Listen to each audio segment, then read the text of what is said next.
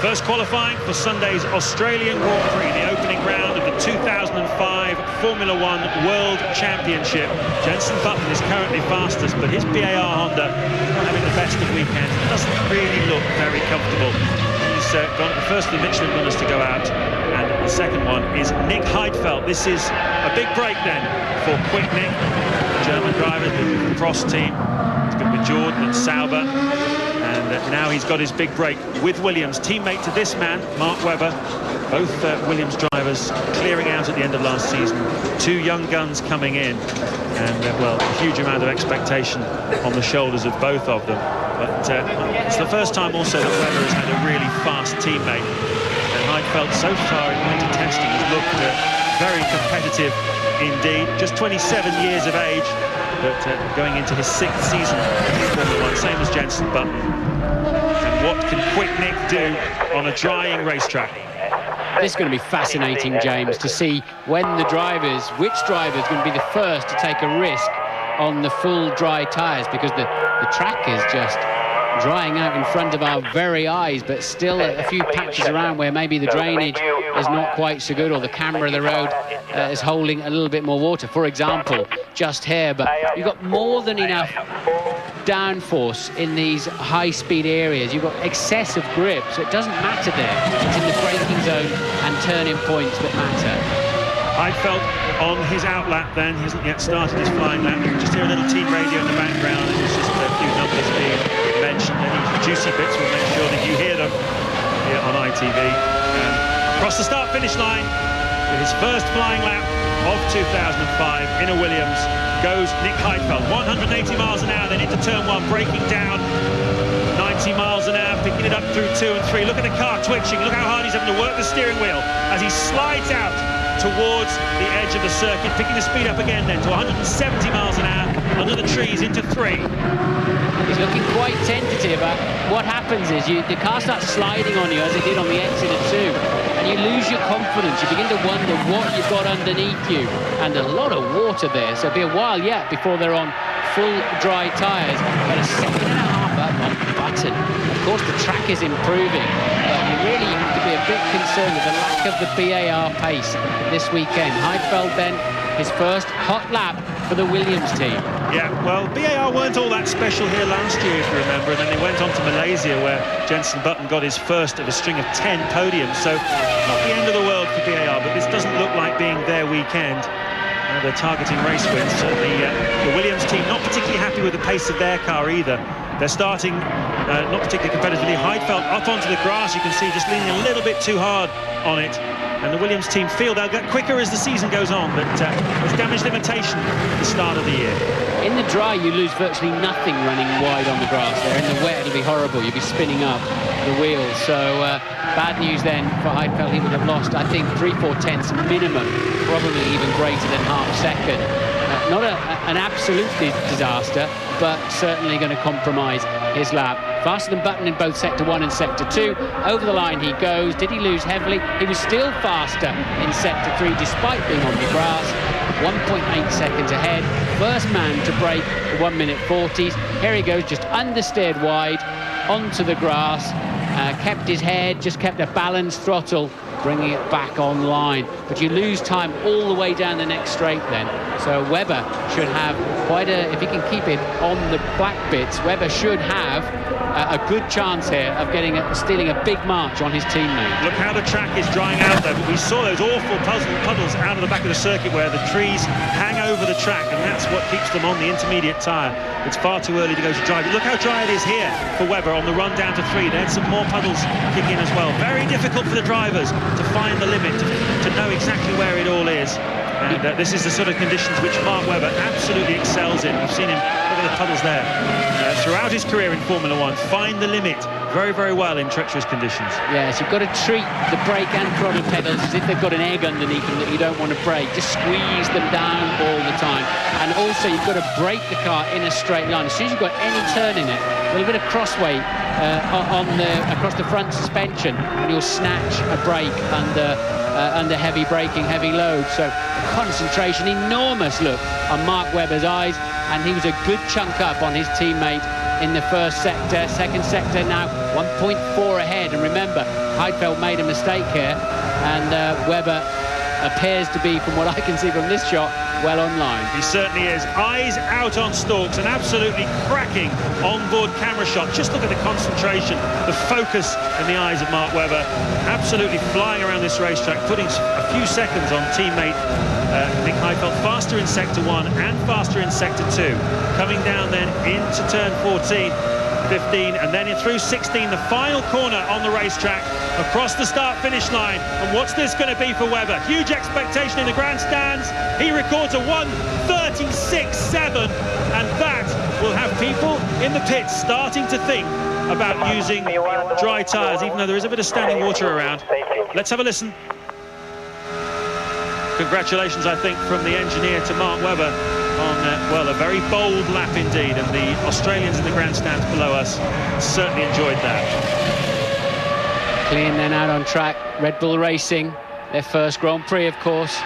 It's the Jaguar team that morphed, or bits and pieces of the Jaguar team that morphed into this. They've been going pretty well, especially in the dry, and it seems like this new car works very nicely indeed. And Clean then has been supporting Coulthard. They've both been running and looking as if they could be top 10 contenders, but I think that's in more stable track conditions. Let's see what he can do. But first round heavily to Mark Webber then in the Williams team.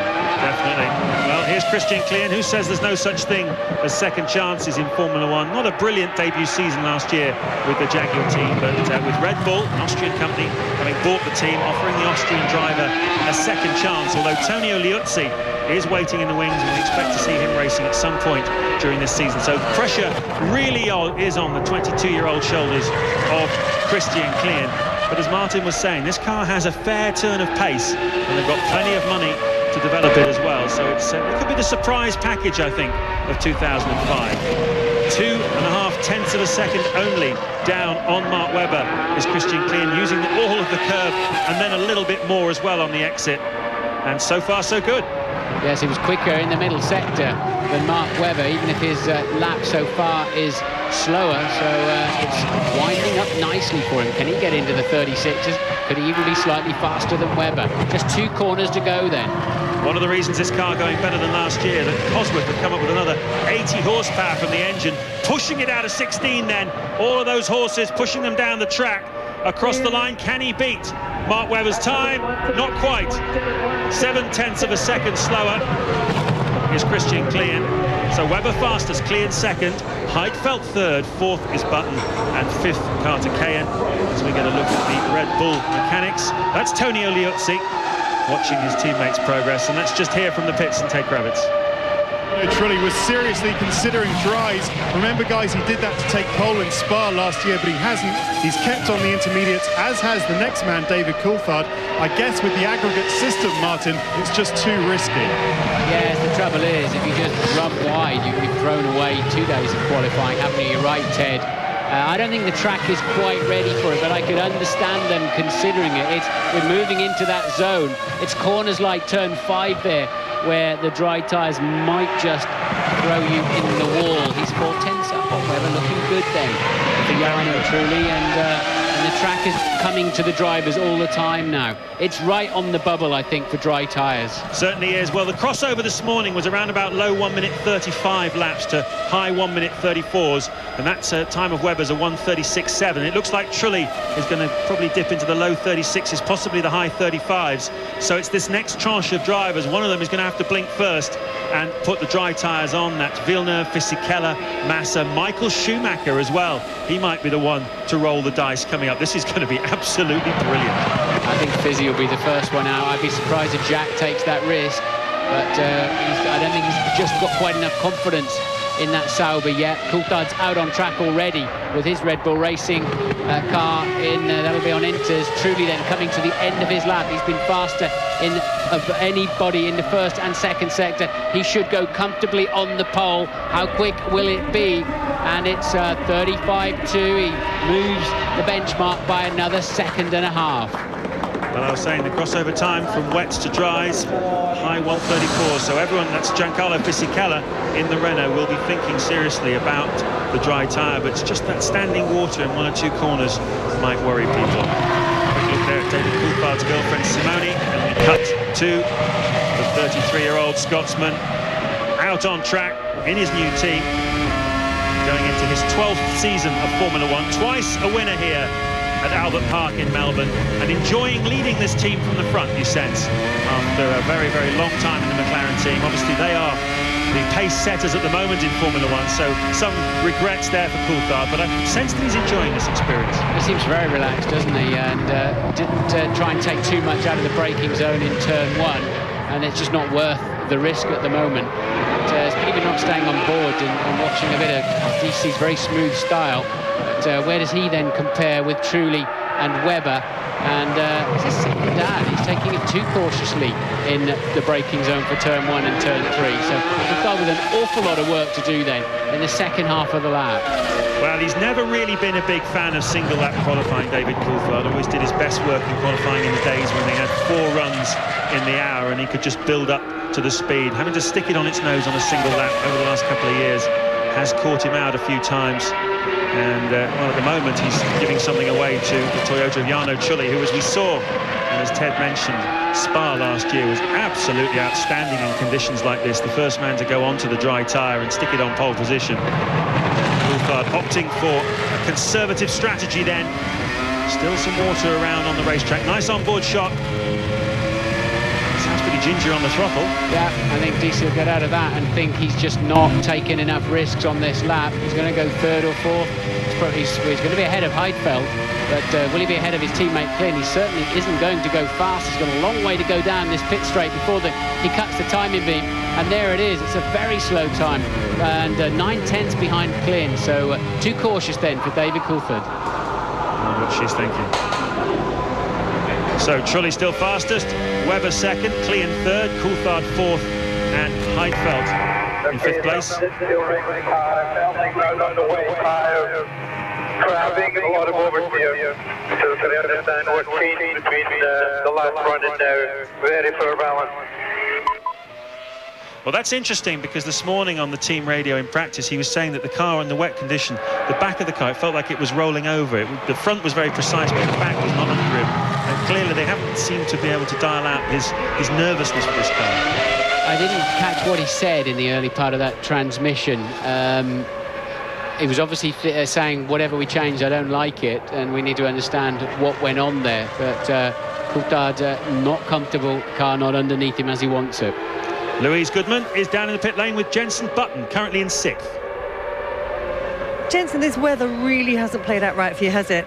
No, it hasn't. It's not a great way to start, but the good thing is that, I mean, the position is going to be pretty horrible today, but the good thing is we found out a big issue we had in practice this morning. I was 5 seconds off of Taku in every practice, and all we'd changed since yesterday was the rear end of the car, and we've gone back now to the race rear end gear sort of thing, and it's a completely different car again, so it's back to what it was. But you know, we didn't know where to go on the setup, so it's quite a long way out, but at least we know we're going in the right direction now, and we've sorted out our issues.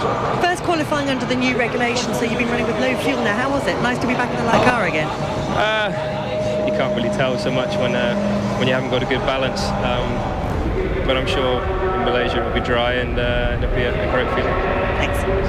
I'd love to know what that is that they found. 5 seconds a lap is a big old chunk. Trulli then fastest from Webber, Klien third for Red Bull Racing.